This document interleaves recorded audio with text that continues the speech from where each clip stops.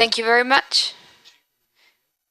We are 5 minutes ahead of time, so it's a pleasure for me to leave the floor to the Bishop, Marcelo Sàncez Sorondo, who has been studying for a long time and taught philosophy.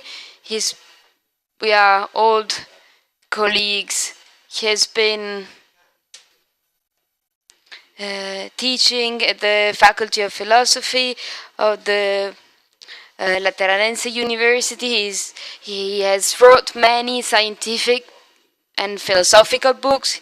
He has been holding courses in many universities worldwide. He is Chancellor, I believe, since 1998 of the Pontifical Academy of Sciences and of the Pontifical Academy of Social Sciences.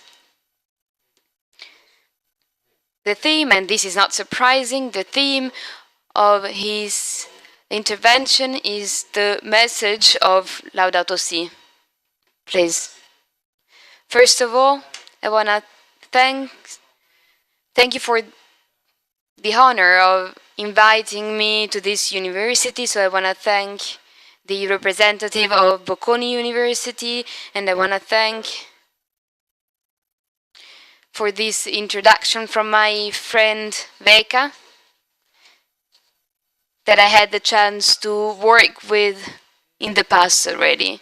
And I want to thank Mrs. Crespi, who hosted me in her house and organized this fruitful and vivid meeting with many representatives of the farming world yesterday. So I'm gonna move to the encyclica that is my task. I will not speak for a long time so as to leave time for questions.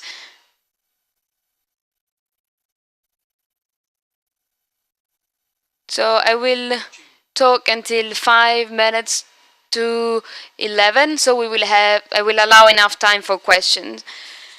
First of all, I want to say I love the introduction of Professor Veka, because this seems to be a magic moment where the voice of the Pope, that for those who believe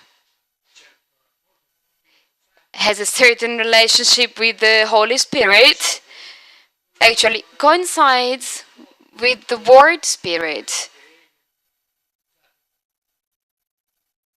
And sorry for my professional deformation, the well-gazed, because clearly, as Professor Veka said, the new aims, the new Sustainable Development Goals of the millennium are synergetic with the Laudato Si, with reasons that are partially different, but they coincide in the final aims. And that is that if we do not change our direction, if we do not move towards a sustainable development, we put at risk our common home. So first of all, I don't think there ever was such a magic moment of synergy, in spirit synergy, as we witness today. And I believe we have to take this chance. And I echo what Professor Veka just said. The Laudato Si wants to wake up men and women today, inviting them to be aware and take responsibility for the situation we are living, for not practicing, as the text says, a superficial or apparent ecology that consolidates a lack of awareness and responsibility. Paying attention to the crisis of the poorest generated by climate change, provoked by the avidity of human action, Francis goes back to the heart of the gospel, to love for creatures, to beatitudes, and to the final judgment. That is what Matthew says in his gospel. Every time you made good to one of my smallest brothers, you did it to me. The Laudato Si is a document that is fundamental for the church. It's a new foundation because it put in words for the first time the concept of integral ecology in the social thought of the church. And it put it on the same level of human awareness, common good, solidarity. That means that why the Laudato Si is added to the social magister of the church together with previous texts, its theme is the central theme of the new encyclical, the care for our common home, our planet that is threatened by the activity, the human activity, with an increase in poverty and social exclusion. So we have to take care of social justice and ecology, and we need an immediate action. The first point is the religious vision, because the encyclical is a religious vision. So although some candidates to the US presidency said the contrary, it's not that the Pope cannot talk about nature, because following Saint Francis, the central theological idea is that everything goes back to God. So, and this is the central focus of the document. And this is something new because the Pope, more than the idea of the exitus, so that everything comes from God, and the fact that everything goes to God, he also assumes that in an evolutionist sense, accepting evolution as a fact. And he says that with a beautiful text from St. Thomas, and I'm going to leave you the text later on, I'm going to summarize. St. Thomas says, nature only is the reason of an art, divine art inscribed in things, for which things themselves move towards a determined goal, as if the master building boats could allow the wood to take the right shape to build the boat. So this is the movement that nature itself has. Then there are other texts stating that God, in its power, wanted to give man the power to develop things, so man could cooperate to the development of the being. So these are very strong texts that were kept silent. They haven't been developed because there were other more pressing issues. But what are the data from natural sciences that are assumed and interpreted by Pope Francis? I want to be clear, because this is the focal point that is not always accepted. When I presented the encyclical, people say this is the opinion of the Pope, but this is not the Magister. Of course, the Pope doesn't write an encyclical to say that he doesn't want to make a magisterium. So, of course, this is not the Pope can be wrong. This is ordinary magister. So to have a different opinion, Christians have to think about it before, and they have to reason about it and motivate it. I was discussing about this with a journalist, and I was saying, you as a journalist, you do not have any authority. If you were a scientist, maybe. So this is the point. According to the data given by the science, our Earth is sick because of damages provoked by irresponsible actions. Starting from Cartesio, this is not written in the encyclical, we have grown thinking that we owned and we mastered nature, that we were authorized to grab it without taking into consideration its possibility and laws, as if it were an inherent inherited material. Francis, in the encyclical, says that the climate is a common good of everybody and for everybody. It is defined as a complex system in relationship with many essential conditions for human life, and he adopts for the first time notions coming from sciences. This is not something contained in the Bible, and he takes teachings from science and from philosophy. So the Laudato Si claims that there is a scientific consensus, and listen, this is the focal point. There is scientific consensus, solid scientific consensus, indicating that we are witnessing a worrying global warming. Starting from these considerations, scientific considerations, the Laudato Si states that in the last decades, this warming has been accompanied by the raising of sea levels, and it's difficult not to put it not to link it with extreme weather events happening. Even if we cannot specify a scientific cause for every single phenomenon.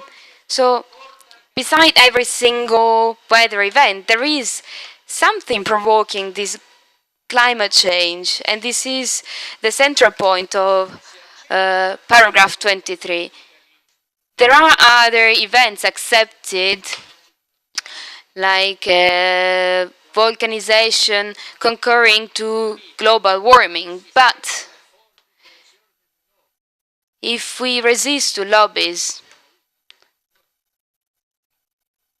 to the crucial point, Francis says, as the ordinary teachings, that many scientific studies indicates that most of the global warming in recent decades is due to the great concentration of greenhouse gases, carbon dioxide, methane, nitrogen oxides, and others, released mainly as a result of human activity using fossil materials.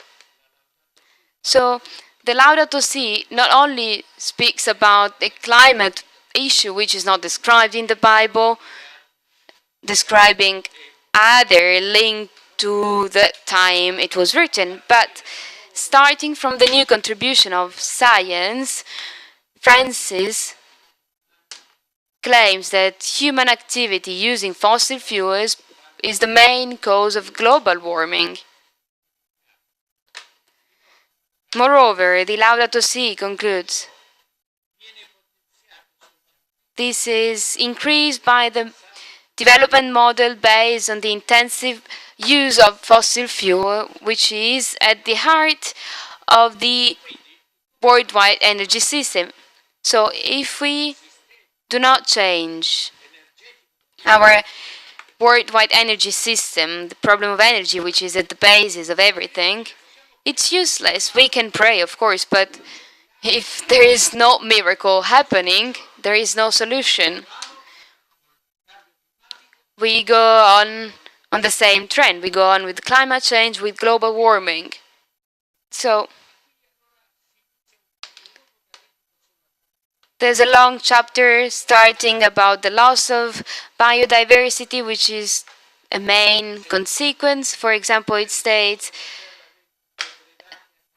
Earth resources are grabbed because of how activity is conceived, and this is what Baker said as well. So the loss of forests and woodlands entails the loss of species, which may constitute in the future extremely important resources, not only for our food, but also for curing disease and other uses. Not only the genes lost with the loss of biodiversity can be very important for evolution mechanisms. So again, we are losing life and future for future generations. Different species have genes that can be key resources to solve some needs the humanity might have to face in the future, to regulate, to adjust an environmental problem, or to allow the good functioning of evolution mechanisms. So we cannot be a witness without acting. He used a word, an antique word, so iniquity, so something which is not fair, which is not right. So when we want to get benefits, important benefits, having the rest of the humanity of the future paying for the cost of environment degradation. Deforestation often produces deserts, arid deserts, in order to produce more. But actually, what we obtain is quite the contrary. We cannot ignore the international economic interests that, with the pretext of protecting biodiversity, can undermine sovereign responsibility. There are areas in the Amazon that are exploited by large companies. He also faces the problem of oceans containing most of our earth water. They are menaced. Many forms of life like planktons are threatened, and there is the problem of fishery done in some ways. And there is a vision of science itself, of the creativity of science and technology. I think that the Pope follows Guardini, as it's been said, in the sense that, for sure, technology must be a tool for the development of humankind, but it shall not be the main goal. We shall not live for technology, but technology shall help us. This is a technocratic paradigm when science and technology are not a tool anymore, but a goal in itself. They relegate humanity to a role which is not good in itself. So there's a critique to the thought that technology can solve everything without values. So it urges politicians to take into account values in their policies. And up to this point, Pope Francis draws from science. But what are the assumptions from social sciences that are used and interpreted in the encyclical? To be short, I would say that the main thing is that the Pope says the encyclical is not just ecological, it's social as well. Because the consequence of global warming, there are other factors of course, but the main one is the global warming. And the main consequence is that population without carbon, without oil, suffer from the consequences of the use of these elements, coal and oil, from other countries. They suffer the consequences without even enjoying the benefits of this energy. So both poor people of rich countries and poor people of poor countries, they suffer from the consequences of this human activity using in a reckless way fossil fuels. And this is the main assumption. So the Pope talks about the planet iniquity.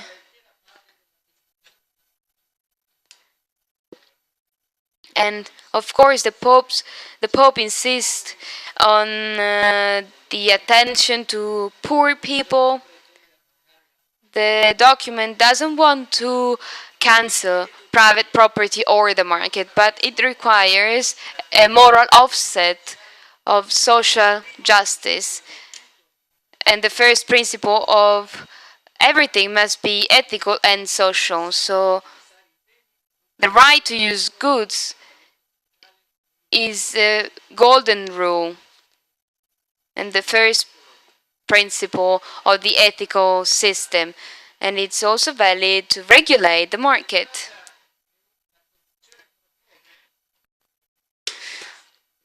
The deep conviction of Saint Thomas and Aristotle that the whole world is interconnected and intercaused and interlinked. These are words appearing in the encyclical. So this is true. This is the truth for those who believe, because it is an image, a representation of the subsistence of the divine person. Everything is linked together because the internal process of God is the process of creation, which is mirrored by the creation process. This is a theological affirmation, of course, but it's a deep one. This is not how someone believes. It doesn't just talk about nature, it does it in a very deep way. So we're not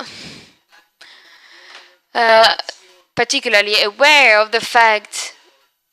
enough of the fact that global warming increases poverty and death due to poverty. This is the main social consequence of global warming. This is easy to see. Climate change increases poverty, and therefore migration of people, and it produces evil, social evil, and we get to extreme forms of social exclusion that are exploitation, people's exploitation, because if people do not work, they prefer to be exploited rather than not having anything. So there is a new form of slavery, like prostitution, condemned by Pope Benedict because it's against the woman's dignity. Organs, sale, and drugs. And arms market. These are traffic of arms. Climate change produces poverty. Poverty produces these extreme forms of exclusion, social exclusion. And this is the social side of it. Global climate changes provoke poverty, and these are the consequences we have been talking about. So ecology is strictly linked to poverty and vice versa. And the Pope says it is necessary to listen to the poor people and to the earth needs. So what is the solution? Of course, the Pope doesn't just describe in a dramatical way, but he proposes solutions that are similar to the Millennium Development Goals that have been approved just after the speech of the Pope to the United Nations. So we're still in time. Not everything is lost, because humanity, the text says, have been able to degrade themselves to the extreme, but they are also able to overcome difficulties, to choose for good, and to free themselves from mental and social conditioning that are imposed to them. So this is very similar to the Millennium Development Goals that are adopted in different domains. So what is mentioned is integral sustainable development. I just want to add a few words. Paul VI was saying that the new name of justice is development. Here we're talking about sustainable development. Paul VI was already mentioning this. He was saying in the last years, in the 70s, 75, he used to say the green movement was appearing. He was saying, yeah, the Greens respect nature, but scientists, Catholic scientists, have to find the potential in nature and develop them according to the nature functioning for the good of humankind and nature itself. So, sustainable development is not just a matter of respecting the creation as if it were a museum, a guardian cleaning a museum. We have to accompany nature's life and integrate human life in nature. So here,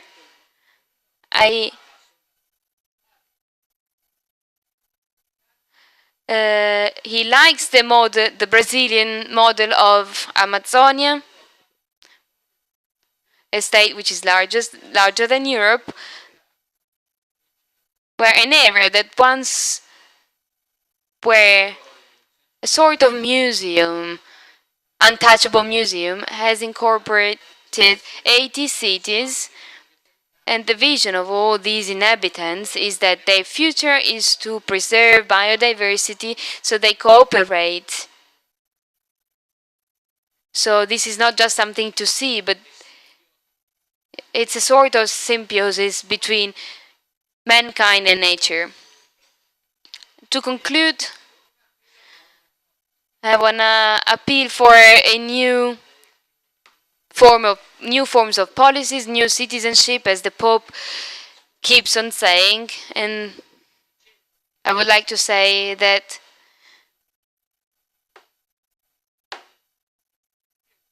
the Pope talks about the Beatitudes of the Gospel. So we welcome those that today, in different fields of society, are able to rethink our world, to create a system and organize institutions, drawing inspiration from Jesus' speech to the mountain, which to me is very important. In the Beatitudes, the theme of suffering is central. Thank you very much for your attention.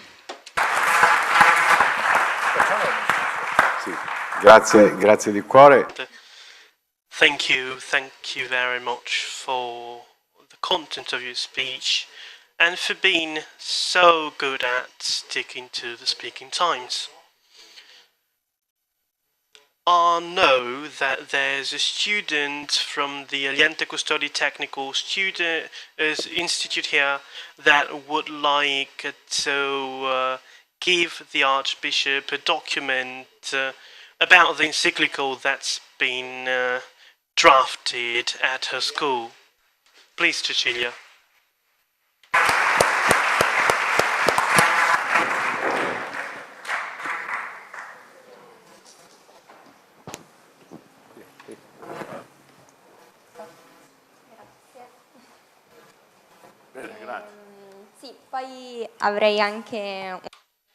I would also like to make a remark. First of all, I would like to present the project I've just delivered to the Archbishop now. Basically, in our school during religion classes, we dealt with environmental and sustainability problems, and we read the Pope's encyclical trying to work out some tools that would allow us to try and make other people interested in the idea of sustainability by pushing on the fact that we are the new generations that will have to live in a future world, which is why it is our interest now to safeguard our environment. I have one question only, which is following. We tried to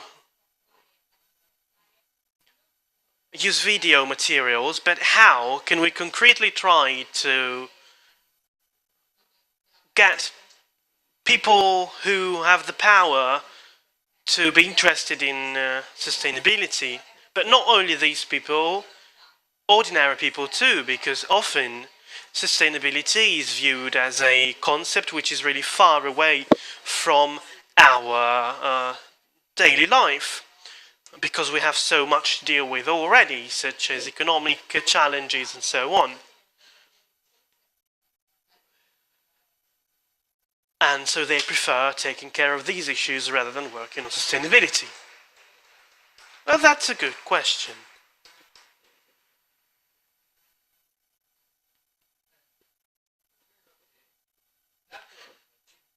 I do believe that the encyclical is full of concrete rules, such as the use of energy, such as being careful when it comes to waste. Well, the Pope uses a lot of metaphors in his own life. He drives a Fiat 500, now he no longer drives a Mercedes, and if a cardinal drives a Mercedes, then people write on his car, well, the Pope won't be happy with it. But anyway, all of these concrete things is what the Pope is trying to do. But there's another big issue that the Pope really wants to be careful to, and it has to do with the new slavery reform I've talked about before. There's hard labor, there's slavery. Imagine you go and buy something. It would be nice to know whether the product you are buying was produced using hard labor as well, and we don't.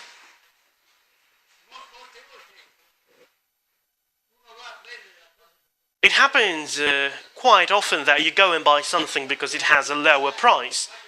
Even when we sell church products to pray and so on, some of these products cost less than €1, but maybe they were produced by slaves, by children's hands. Which is why it is important to know what our products are made of, where they are made, and how they are made. Let us remember that the only real force today is the public opinion, ordinary people. Ordinary people are, for example, understanding now that alcohol is bad for your health, smoking is bad for your health, and they are slowly starting to understand that the climate issues are very serious issues as well, which is why public opinion is also due to be interested in slavery and so on. Of course, young people are more creative in finding concrete forms to experience a real change. What the Pope can do is recommend using your bike instead of your car, of course, or maybe going around on foot. Thanks. After Cecilia's question, is there any other question? I would like to remind you that we have 5 minutes. Could you please pass the microphone to the person who raised their hands?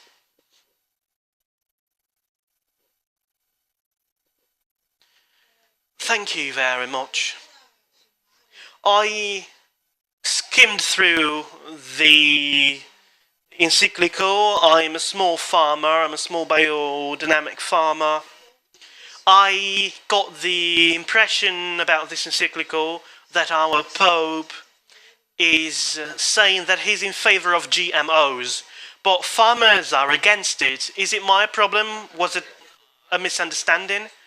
Well, the document says you need to study GMOs, which is something else. Well, I've got a quotation here that says, more or less, exploring and applying molecular biology and applying to this technology in agriculture. So the Pope is saying wearing things here.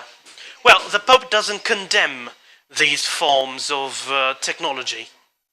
This is wearing for you, but not for others. This is what the Archbishop said. Well, this is a biodynamic convention.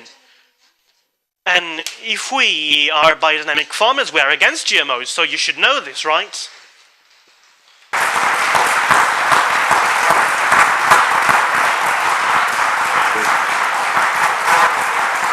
Senta, signora, ha visto il successo? Well, I see your intervention was quite popular, but I don't want to go into this topic. We know what the European dominating opinion is about this issue, but the Pope did not condemn GMOs. There are a lot of stakeholders that are in favor of GMOs, but I don't want to dwell on it, because otherwise we open a debate about what the Pope is saying, about interpreting what the Pope is saying. But the Pope is just saying, I don't condemn it, I don't approve it, we just need to study them.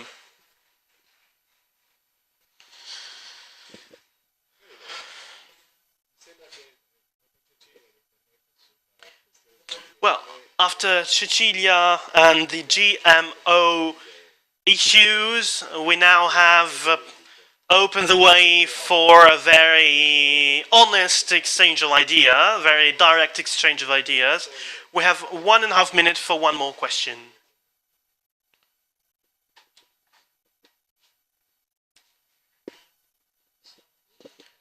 My name is... Allora, io My name is Miriam. che nell'enciclica I made this consideration. In the encyclical Laudato Si, it talks about symptoms. And this is what materialistic science does as well. So I didn't find anything new. And I didn't find solutions either, because we already know problems. We've been knowing problems for a long time. So, as far as causes are concerned, they're not mentioned, and they must be sought after in human nature. Each one of us should analyze him or herself, because what is outside is a mirror of what we are inside. If we do not do that, we cannot solve problems, because problems are not outside, they are a mirror. The Pope says the same. Well, I haven't finished yet, sorry. Sorry, I got a little bit emotion. Yes, you were talking about the inner side, the fact that we have to convert inside, because this is what we then see in the outside. So to conclude, the problem is a moral and a spiritual one. In the encyclical, I didn't hear anything about the spirit. And don't forget what happened in 1869 in Constantinople Concilium, what the church did. These are the consequences.